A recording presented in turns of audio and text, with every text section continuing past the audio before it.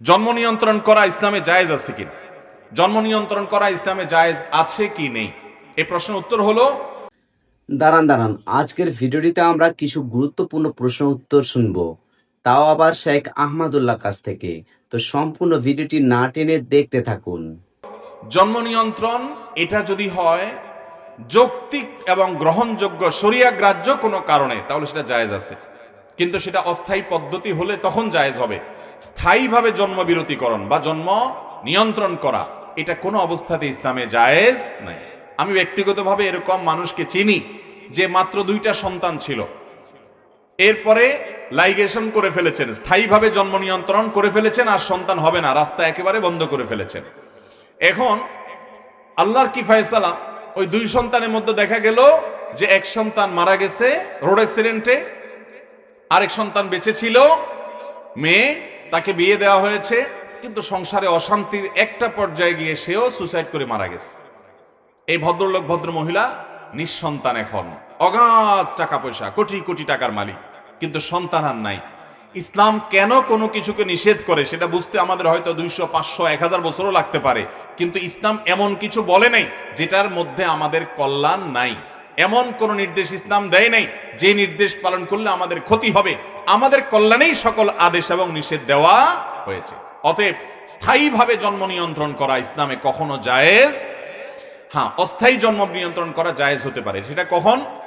সেটা যদি এই জন্য হয়, ধরুন আপনার স্ত্রী শারীরিকভাবে আনফিট, তিনি খুব দুর্বল, তার দেখা গেল যে হিমোগ্লোবিনের লেভেল 7-8-এ এসে পড়ে আছে বা আরো নিচে, বা ডক্টররা চেক আপ করে বলেছেন যে এই মুহূর্তে তার সন্তান নেওয়ার মতো অবস্থা শরীরে নাই, তাহলে শরীরে স্বাভাবিক অবস্থা আসা পর্যন্ত আপনি জন্ম নিয়ন্ত্রণ করলেন, অথবা অসুস্থতার কারণে আপনি জন্ম বিরতি করলেন, এটা জায়েজ আছে, অস্থায়ী বিরতি। সেটা 2 মাস, 4 মাস, 6 মাস, 1 বছর, 2 বছর, 5 বছর, যতটুকু প্রয়োজন হয় ততটুকু সময়ের জন্য আপনি বিরতি নিতে পারেন, এটা জায়েজ আছে।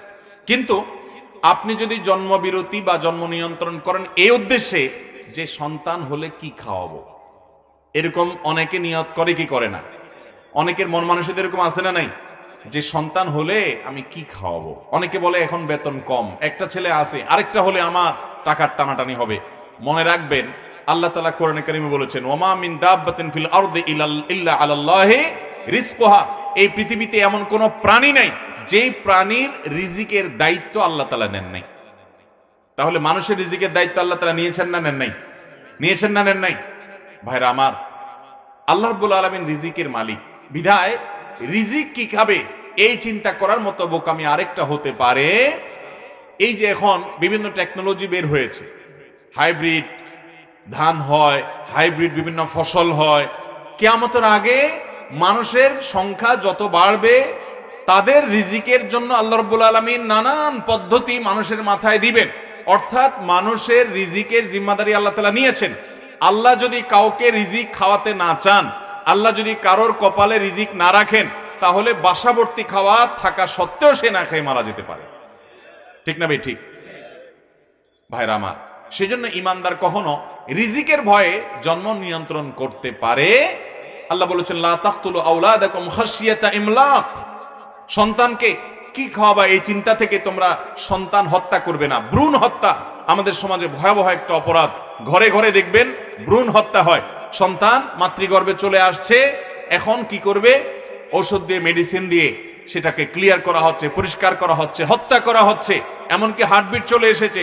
তারপর দেখা যাচ্ছে যে বিভিন্ন রকমের প্রক্রিয়ায় আপনার সেটাকে, গর্ভকে আপনার ক্লিন করা হচ্ছে, সন্তানকে হত্যা করা হচ্ছে। এগুলো ইসলামে কোন অবস্থাতে জায়েজ নাই। মানুষ এটা পৃথিবীতে বোঝা নয়, মানুষ বরং সম্পদ। চায়না, ইতালি, পৃথিবীর অনেক উন্নত দেশের দিকে আপনি তাকালে দেখবেন সেই সব দেশগুলোতে এখন আর মানুষের জন্মের হার সরকারি প্রণোদনা দিয়ে আর বৃদ্ধি করা যাচ্ছে না, স্বাভাবিকভাবে আনা যাচ্ছে না। কারণ একবার তাদেরকে ওই যে জন্ম নিয়ন্ত্রণ, বিবাহ বহির্ভূত সম্পর্ক, এগুলোকে তারা অ্যাপ্রিসিয়েট করে এগুলোকে প্রতিষ্ঠা করার কারণে এখন আর তারা জন্ম নিয়ন্ত্রণ, জন্মের হারকে স্বাভাবিক তারা করতে পারছে না। অতএব আল্লাহর বিধানের বাইরে গেলে পৃথিবীতে মানুষ কখনো শান্তি পেতে পারে। বিধায় ভাইরা আমার, জন্ম নিয়ন্ত্রণ অস্থায়ী পদ্ধতিতে জায়েজ হতে পারে যদি স্ত্রীর অসুস্থতা আছে। শহরে বসবাস করেন আপনারা, হয়তো জব করেন, এখন বাচ্চাকে রাখার কেউ নাই, এই মুহূর্তে বাচ্চা হলে অসুবিধা হবে, বা এমন জায়গা আছেন এখানে দুইটা বাচ্চা পালার মতো পরিবেশ নাই, তাহলে সে সমস্ত কারণে, যৌক্তিক কারণে আপনি এটা করতে পারেন। কিন্তু কি খাওয়াবো, টাকা কম, বেতন কম, এই চিন্তা থেকে আপনি এটা করতে পারেন না, এটা আপনার বিশ্বাসের সাথে যায় না।